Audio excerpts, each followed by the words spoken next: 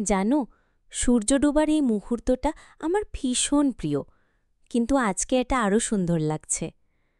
হয়তো কারণ আজ তুমি একা না, আমি আছি। হয়তো। তবে জানো, আমি কখনো কাউকে বলিনি এই নদীর ধারে আমি অনেক স্বপ্ন বুনেছি, কারুর হাত ধরে হাঁটার, কারুর চোখে নিজেকে দেখার। আর আজ সেই কারুর জায়গায় আমি বসে আছি। হ্যাঁ, তুমি।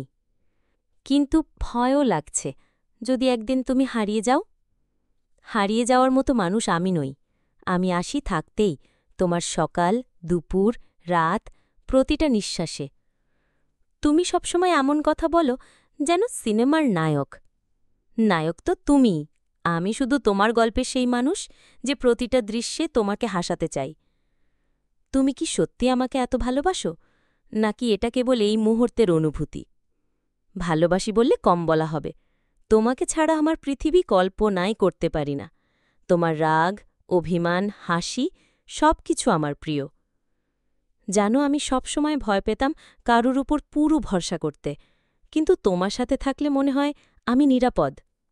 তাহলে আজ আমাকে একটা কথা দাও, তুমি যতই অভিমান করো, যত দূরেই যাও, আমায় ছাড়বে না। আমি প্রতিশ্রুতি দিচ্ছি, যদি তুমি আমায় সারা জীবন আগের মতো ভালোবাসো, আমি কখনো তোমাকে ছেড়ে যাব না।